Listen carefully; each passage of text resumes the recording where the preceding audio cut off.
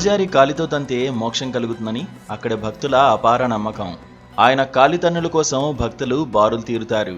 కర్నూలు జిల్లా ఆస్పరి మండలం చిన్న హోతురులో సిద్ధరామేశ్వర స్వామి రథోత్సవ ఉత్సవాలు ప్రతి ఏటా ఏప్రిల్ నెలలో జరుగుతాయి. ప్రతి ఏటా కర్ణాటకలోని హంపి వీరూపాక్షి స్వామి రథోత్సవ ఉత్సవాలు ఎలా జరుగుతాయో చిన్న హోతురులో కూడా అదే తరహాలో మహాయోగి సిద్ధరామేశ్వర స్వామి నిర్వహించేవారని భక్తులు అంటున్నారు. శివపార్వతుల కళ్యాణంలో శ్రీ సిద్ధరామేశ్వర స్వామి భక్తులు కొన్ని తప్పులు చేయడంతో ఆయన కుమారుడు వీరభద్రస్వామి ఆగ్రహం వ్యక్తం చేశారట. వీరభద్రస్వామి ఆలయ పూజారి రూపంలో గుడిలో ఉన్న త్రిశూలంను తీసుకుని తల్లిదండ్రుల ఉత్సవ విగ్రహాలను నెత్తిమీద ఉంచుకొని ఆగ్రహంతో నాట్యం చేస్తూ భక్తులను తన కాలితో తన్నినట్లు ఆలయ చరిత్ర చెబుతోంది. అలా స్వామివారి కాలితన్నులు తిన్న వారికి మోక్షం జరిగిందని భక్తులు అంటున్నారు. దాదాపు 500 ఏళ్ల నాటి ముందు నుంచి వస్తున్న ఈ ఆచార సంప్రదాయం, భక్తి క్రీడను తాము ఇప్పటికీ కొనసాగిస్తున్నామని చెబుతున్నారు. ఇక్కడ షోలాపూర్లో ఆయన పుట్టి ఇక్కడ చిన్నవతూరులో సమాధి అయినాడు. ప్రతి సంవత్సరం చైత్రశుద్ధ పౌర్ణమి నాడు పంచకలశాల జాతర చాలా అశేష జన సందోహం మధ్య బ్రహ్మాండంగా జరుగుతుంది. తిరుగా రోజు సాంస్కృతిక కార్యక్రమాలు, కోలాటం కానీ, గడార్లు ఎత్తడం కానీ, గుండ్లు ఎత్తడం కానీ జరుగుతుంది. తర్వాత మూడవ రోజు పొద్దున ఉదయము పార్వతీ పరమేశ్వర కళ్యాణం జరుగుతుంది. ఆ కళ్యాణంలో సరిగా ఆడపిల్లకు మర్యాద చేయలేదని ఆడవేషంలో పార్వతీదేవి అలిగిపోతుంది. అప్పుడు పిలవడానికి పోయినప్పుడు వాళ్ళు కుడుములతో దాడి చేస్తారు.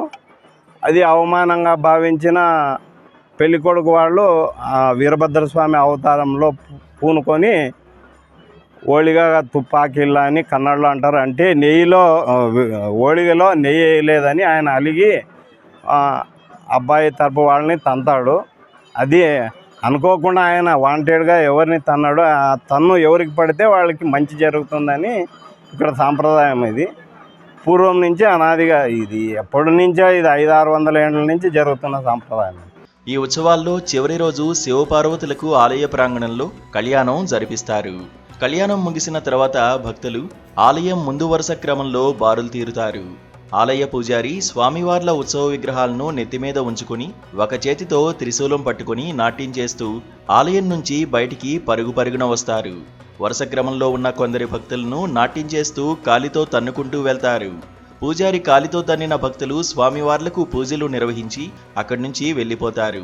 స్వామివారు తన్నితే తమకు మోక్షం జరుగుతుందనే అభిప్రాయం వ్యక్తం చేస్తున్నారు. పూజారి తన్నుల సేవా కార్యక్రమం ముగిసిన తర్వాత స్వామివార్లకు భక్తులు వసంతోత్సవం గులాబీ రంగు ఉన్న నీటితో జరిపిస్తారు. స్వామివార్ల వసంతోత్సవం ముగిసిన వెంటనే గ్రామస్తులు ప్రత్యేకంగా గ్రామంలో ఏర్పాటు చేసుకున్న పెద్ద గుంతల్లో గులాబీ రంగు నీళ్లు కలుపుకుని వారు కూడా ఆ గులాబీ రంగు నీళ్లతో వసంతోత్సవం జరుపుకుంటారు. ఇది సంప్రదాయం అని గ్రామస్తులు అంటున్నారు. స్వామి అమ్మవారు పల్లికలో ఊరేగింపుగా వస్తారు. ఆ కళ్యాణం జరిగిన సంతోషంతో భక్తులు వసంతోత్సవం జరుపుకుంటారు. ఇక్కడ వసంతోత్సవం ప్రత్యేకత ఏమిటంటే ఒకే రంగు కలరు, గులాబీ రంగు కలర్ మాత్రమే వాడతారు. వేరే ఇతర కలర్ ఏది వాడరు. ఒక పెయింట్ కానీ ఇంకోటి కానీ ఏది వాడరు. అసలు అది నిషిద్ధం. ఇక్కడ ఒక గులాబీ రంగుతోనే గ్రామం మొత్తం స్వామివారు పల్లికలో వస్తుంటారు. ముందు రంగుతో ఆనందోత్సవంతో భక్తులంతా ఊరంతా తిరిగి సాయంత్రం 5 గంటల వల్ల ప్రోగ్రామ్ని కంప్లీట్ చేస్తారు. ఇది ఒక పద్ధతి ప్రకారం జరుగుతుంది.